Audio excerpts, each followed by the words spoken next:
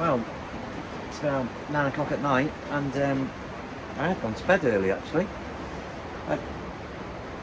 We're in a place called Bamboo, and we're staying in a place. Come down from Annapurna base camp this morning. I can stop in at a place called Bamboo, and there is the most almighty thunderstorm ahead. I've been above us for the last sort of hour, and the Wi-Fi's just gone off, so I have been watching Mark Y Explorer's channel at the Boffy. So Mark, I was about to post back and tell you I was watching your video with Andy. It was a really good one. I really enjoyed that. It was great. It made me think of home actually in Wales, so that was nice. And then the Wi-Fi's gone off, so I couldn't send my reply, but I will do in due course. But we're in these tea houses, and this one's actually quite nice. Actually, this is all cladded out with wood on the inside. There's 2 beds in it, you can see. It's on my gear there. You can hear the storm, the rain's coming down above, but I think the storm's passed over, sort of, the thunder's moved on, but it sort of kept me awake. Excuse me, I've been up since 5 this morning, but I just put a little video on this little tea house accommodation, which is quite cosy actually. It's quite, the nice thing about this is it's relatively warm, and it's dry as well. There's no damp in here, which is nice. A lot of them are quite damp. That's the one thing I've found about this trip. It's just the damp it gets you. There was a lot of snow up top, and my guide was saying that as we were coming off the mountain, it would have been snowing up at base camp because there was a lot of moisture in the air and it was going up the valley. But yeah, I've had a great trip, and it's been a real eye-opener, I can tell you. I'm going to do a sort of things to think about if you're going to do Annapurna base camp, if you've never done that type of trekking before. It's been a real challenge for me physically. Through hike for sort of 10 days and this altitude, it's been quite full on really.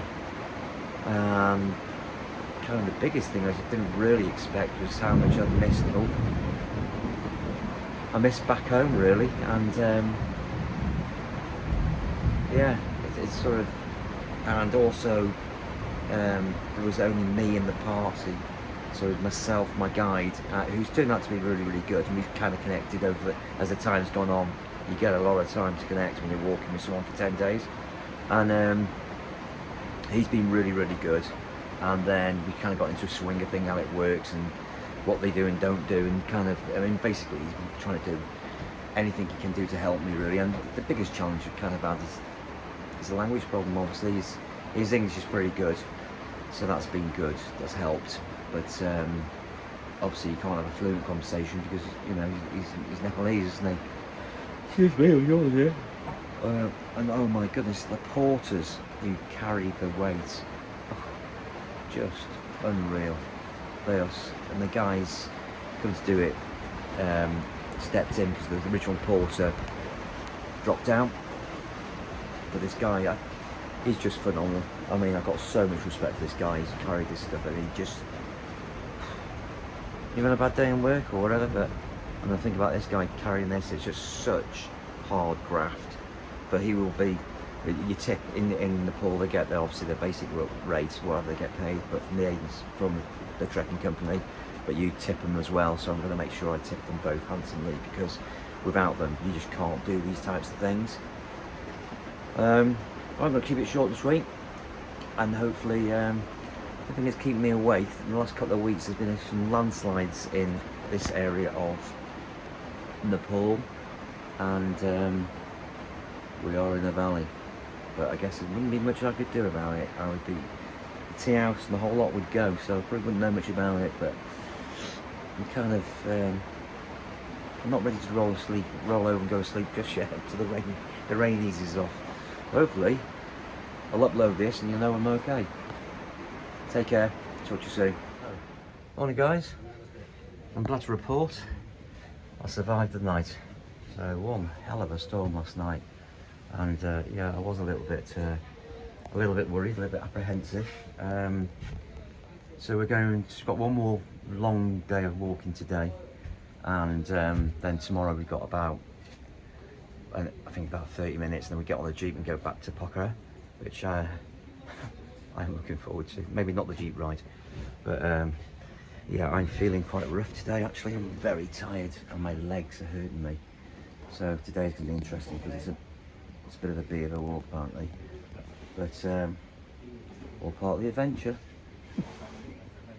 I'll bring you back, probably bring you back on the Jeep now because it's going to be more of the same, and it's raining today, so I'm going to get my trusty mountain equipment Gore-Tex out, which I don't often wear, but I think today calls for it.